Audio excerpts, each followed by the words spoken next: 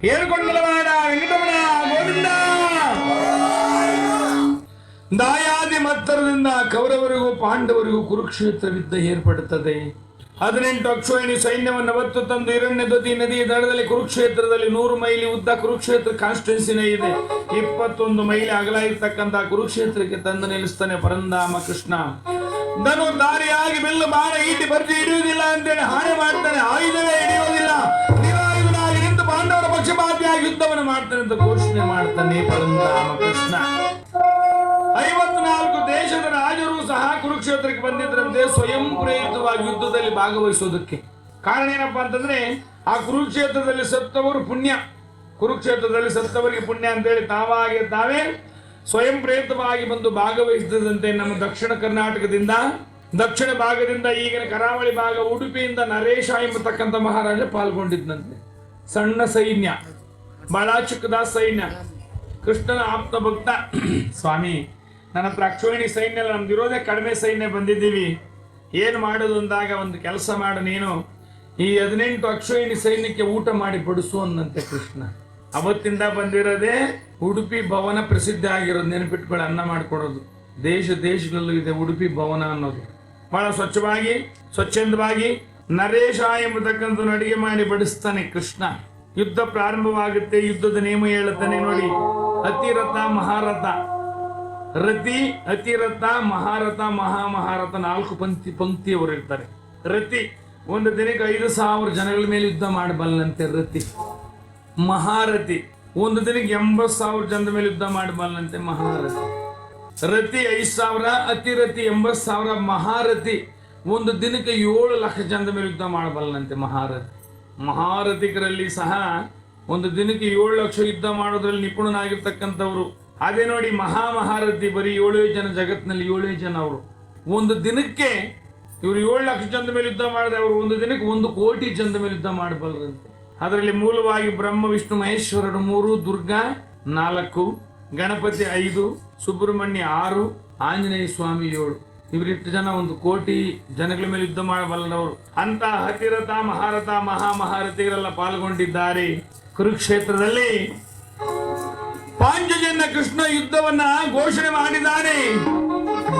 ಕೌರವರ ಕಡೆ ಭೀಷ್ಮರಿಗೆ ಪಟ್ಟ ಹೋಗಿದೆ, ಪಾಂಡವರ ಕಡೆ ದುಷ್ಟದ್ಯುಮ್ನಿಗೆ ಪಟ್ಟ ಹೋಯಿತು. ದ್ರೌಪದಿಯ ತಮ್ಮನಾದ ದುಷ್ಟದ್ಯುಮ್ನಿಗೆ ಪಟ್ಟ.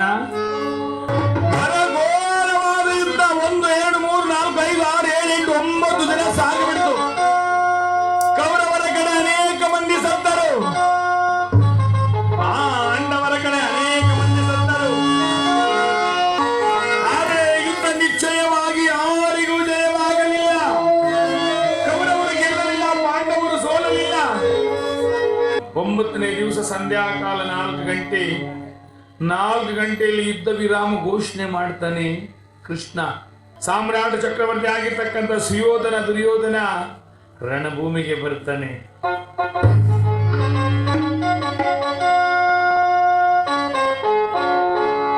ದುರ್ಯೋಧನ ಬಂದಂಗಿರ್ಬೇಕು.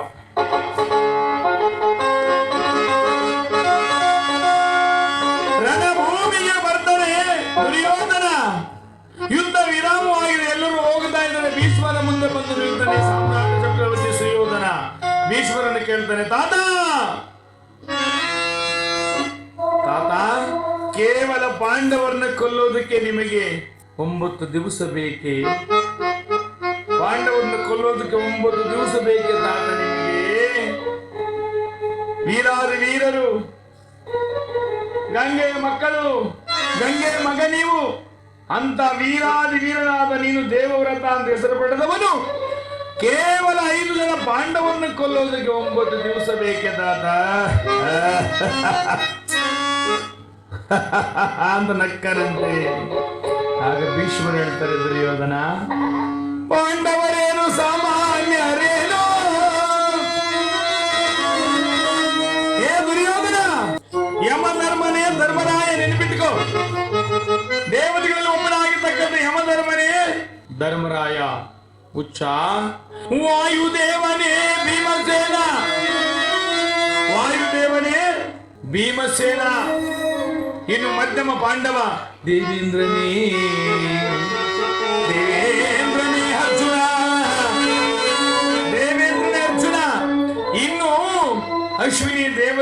ನಕುಲ ಸಹದೇವರು. ಏ ಹುಚ್ಚ, ಈ ಇಂಥ ದೇವತಾಂಶದಲ್ಲಿ ಹುಟ್ಟರೋರು, ಆದರೆ ಅವರಿಗೆ ಬೆಂಬಲವಾಗಿ ನಿಂತಿರ್ತಕ್ಕಂಥವನು ನಾರಾಯಣನೇ. ನಾರಾಯಣನೇ ಕೃಷ್ಣ, ನಾರಾಯಣೇ ಕೃಷ್ಣ ಕಣೋ. ಏ ದುರ್ಯೋಧನನಿಗೆ ಎಲ್ಲ ಬಲ ಇದೆ, ಹಣ ಇದೆ, ಆಸ್ತಿ ಇದೆ, ಒಡವೆ ಇದೆ, ಅಂತಸ್ತಿದೆ, ಸಂಬಂಧರಿದ್ದಾರೆ, ಸೈನ್ಯ ಇದೆ, ಆದ್ರೆ ದೈವ ಬಲ ಇಲ್ಲ ಕಣೋ. ಪಾಂಡವರಿಗೆ ಅದು ಯಾವುದೂ ಇಲ್ಲ, ದೈವ ಬಲ ಇದೆ. ಅದ್ಯಾವುದೂ ಇಲ್ಲ, ದೈವ ಬಲ ಇದೆ. ದಾಸ ಶರಣರು ಕನಕರೊಂದು ಮಾತು ಹೇಳ್ತಾರೆ, ಅವ ಬಲವಿದ್ದರೇನು ದೈವ ಬಲ ಇಲ್ಲದವನಿಗೆ. ಯಾವ ಬಲ ಇದ್ರೇನು ದೈವ ಬಲ ಇಲ್ಲಿದ್ದವನಿಗೆ. ದೈವ ಬಲ ಹೊಂದಿದ್ರೆ ಸಾಕಂತೆ. ಈ ಯಾವ ಬಲವೂ ಕೆಲ್ಸಕ್ಕೆ ಬರಲ್ಲಂತೆ. ಹಣದ ಬಲ, ಅಧಿಕಾರದ ಬಲ, ಹೆಂಡತಿ ಮಕ್ಕಳು, ಬಾಡಿಗೆ, ಇನ್ನೊಂದು ಮತ್ತೊಂದು ಯಾವುದು ಕೆಲ್ಸಕ್ಕೆ ಬರಲ್ಲ. ದೈವ ಬಲ ಹೊಂದಿದ್ರೆ ಸಾಕಂತೆ. ಭೀಷ್ಮರು ಹೇಳ್ತಾರೆ, ಭಿಕ್ಷ ನಿನಗೆ ಎಲ್ಲಾ ಬಲ ಇದೆ, ಪಾಂಡವರಿಗೆ ದೈವ ಬಲ ಇದೆ, ಅದ್ರ ಮುಂದೆ ಏನು ಮಾಡಕ್ಕಾಗಲ್ಲ. ಹಾಗಂದಾಗ ದುರ್ಯೋಧನ, ತಾತ ಶತ್ರುಗಳನ್ನ ನನ್ನ ಮುಂದೆ ಹೊಗಳಬೇಡಿ, ನನ್ನ ಮನೆ ಅನ್ನ ತಿಂದಿದ್ದೀರಾ, ನನಗೆ ಮೋಸ ಮಾಡಬೇಡಿ ಅಂದ. ಎಲ್ಲೋ ಒಂದ್ ಕಡೆ ನೋವಾಯಿತಂತೆ ಭೀಷ್ಮರಿಗೆ. ನಿಜ ದುರ್ಯೋಧನ, ನಾನು ಮಾಡಿದ ಮೊದಲ ತಪ್ಪು ನಿನ್ನ ಮನೆ ಅನ್ನ ತಿಂದಿದ್ದು. ನಿಂತ ಜಾಗದಲ್ಲಿ ಪ್ರತಿಜ್ಞೆ ಮಾಡಿದಂತೆ ಭೀಷ್ಮರು ದುರ್ಯೋಧನಿಗೆ ಏನಂತ, ಕೇಳು ದುರ್ಯೋಧನ ನೀನು, ಕೇಳು ದುರ್ಯೋಧನ ನೀನು, ನಾಳೆ ಸಂಧ್ಯಾಕಾಲವಾಗುವುದರಲ್ಲಿ ಪಂಚ ಪಾಂಡವ 5 ನೆಲೆಗಳ ತಂದು ನಿನ್ನ ಪಾದದಲ್ಲಿ ಕೆಡಹುವೆನು. ಹೋಗೋ ಹೋಗೋ ಹೋಗೋ ದುರ್ಯೋಧನ, ದುರ್ಯೋಧನ, ದುರ್ಯೋಧನ.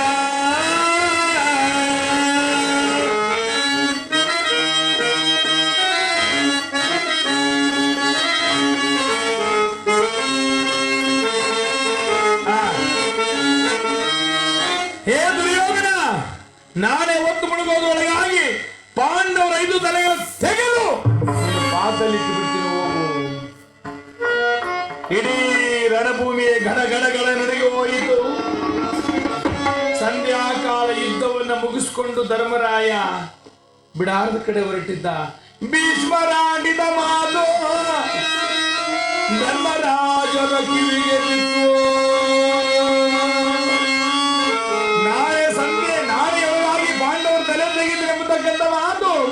ಧರ್ಮರಾಜರ ಕಿವಿಗೆ ಬಿದ್ದು ಬಿಟ್ಟು ನೋಡಿ. ಧರ್ಮರಾಜ ರಥದಿಂದ ಇಳಿದು ಭಯಪಟ್ಟು, ಸಾಮಾನ್ಯವಾದವರಲ್ಲ, ಯಾಕೆಂದ್ರೆ ಭೀಷ್ಮರ ಶಕ್ತಿ ಸಾಮರ್ಥ್ಯ ಧರ್ಮರಾಜನಿಗೆ ಒಬ್ಬರು ಗೊತ್ತಿಲ್ಲ. ಕೃಷ್ಣ, ನಾರಾಯಣ, ನಾರಾಯಣ,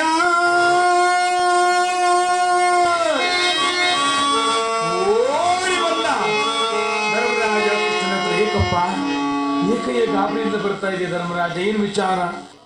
ಕೃಷ್ಣ, ಕೇಳಿದೆಯ ಭೀಷ್ಮರಾಡಿದ ಮಾತು?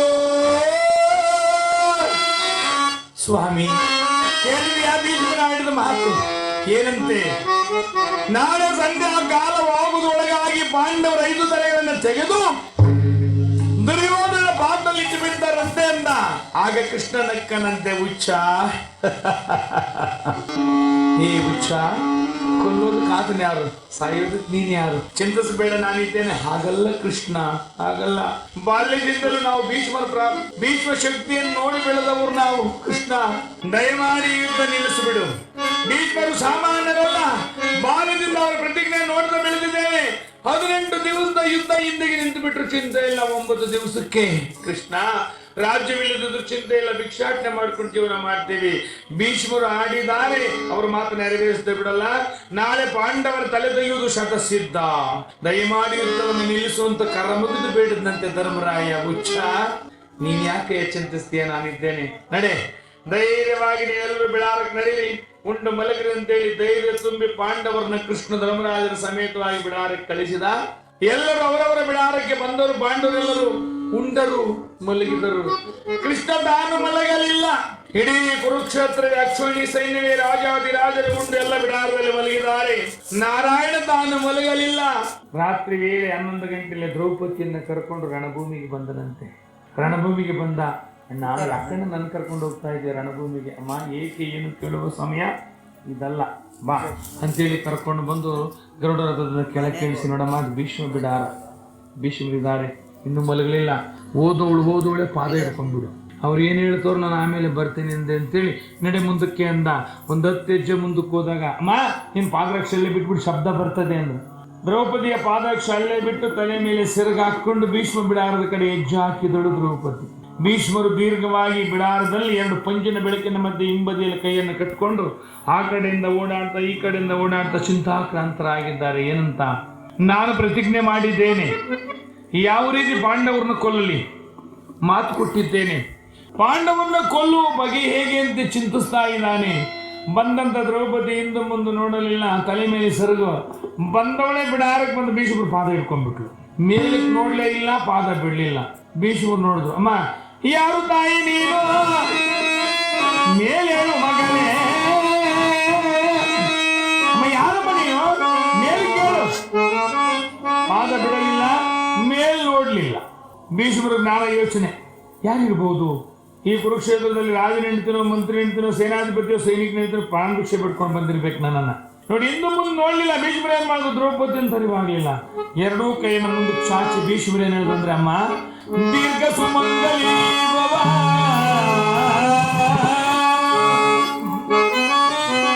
ದೀರ್ಘ ಸುಮಂಗಲಿ ಭವ ಅಂದ್ಬಿಟ್ರು. ಯಾವಾಗ ದೀರ್ಘ ಸುಮಂಗಲಿ ಭವ ಅಂದ್ರು, ತಲೆ ಮೇಲೆ ಕೆತ್ತಿದ್ಲಂತೆ, ಚಾಚಿರುವ ಕೈಯನ್ನು ಹಾಗೆ ಬಾಯಿ ಕಚ್ಕೊಂಡ್ಬಿಟ್ರಂತೆ. ದುರ್ಯೋಧನ ಈಗಲೀಗ ನೀನು ಗೆದ್ದ ಎಲ್ಲೋ,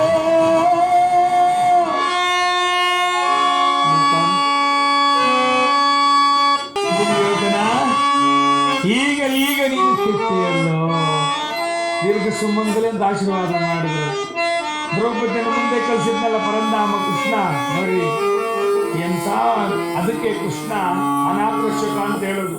ದ್ರೌಪದಿಯನ್ನು ಮುಂದೆ ಕಳಿಸಿ ದ್ರೌಪದಿ ಬಿಟ್ಟ ಚಪ್ಪಲಿ ಪಾದರಕ್ಷೆಯನ್ನು ಎತ್ಕೊಂಡು ಕೈಯಲ್ಲಿ ಒತ್ಕೊಂಡು, ಆ ಚಪ್ಪಲಿಯನ್ನು ಒತ್ಕೊಂಡು ಕೈಯಲ್ಲಿ ಹಿಡ್ಕೊಂಡು ಬಂದು, ಅಮ್ಮ ಏನಮ್ಮ ದ್ರೌಪದಿ ಚಪ್ಪಲಿ ಅಲ್ಲೇ ಬಿಟ್ಬಿಟ್ಟಿದ್ಯಲ್ಲಮ್ಮ, ಬಾ ಈಗ ಹಾಕೋ ಚಪ್ಪಲಿ ಅಂತ ಕೊಟ್ಟನಂತೆ. ದ್ರೌಪದಿಗೆ ಪಾದರಕ್ಷೆಯನ್ನು, ಅಣ್ಣ ನೀನ್ ಯಾಕಣ್ಣ ಒತ್ತು ತಂದೆ, ಅಮ್ಮ ಇರ್ಲಿ ಹಾಕೋ ಅಂತೇಳಿ ಭಕ್ತಳ ಪಾದರಕ್ಷೆಯನ್ನು ಒತ್ತು ತಂದು ಕೃಷ್ಣ ದ್ರೌಪದಿ ಕೊಡುವಾಗ ಭೀಷ್ಮರ ಕಣ್ಣಲ್ಲಿ ನೀರು ಬಂತಂತೆ. ಸ್ವಾಮಿ ಇದೆಲ್ಲ ನಿನ್ನ ಮಾಯೇನ ತಾತ, ತಾತ ಸಂಧ್ಯಾಕಾಲ ಪಾಂಡವರ ತಲೆ ತೆಗಿತೀನಿ ಅಂತ ಹೇಳಿದ್ದೀಯಾ, ಈಗ ನೋಡಿದ್ರೆ ದ್ರೌಪದಿಗೆ ದೀರ್ಘ ಸುಮಂಗಲಿ ಅಂತ ಹೇಳಿದೀಯಾ, ಇದು ಸುಳ್ಳು ಅದು ಸತ್ಯವೋ, ಅದು ಸುಳ್ಳು ಇದು ಸತ್ಯವೋ.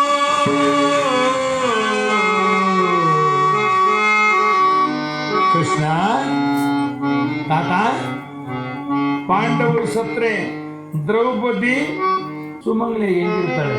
ದ್ರೌಪದಿ ಸುಮಂಗಲಿ ಆಗಿರ್ಬೇಕಾದ್ರೆ ಪಾಂಡವರು ಕೊಲ್ಲಂಗಿಲ್ಲ. ನೀವು ಕೊಟ್ಟ ಪ್ರತಿಜ್ಞೆ ಏನಾಯಿತು, ದುರ್ಯೋಧನ ಕೊಟ್ಟು ಮಾತೇನಾಯಿತು? ಆವಾಗ ಕೃಷ್ಣ ಆಯತಪ್ಪಿ ನಾನು ಆಗಂದು ಬಿಟ್ಟೆ ಕಣೋ.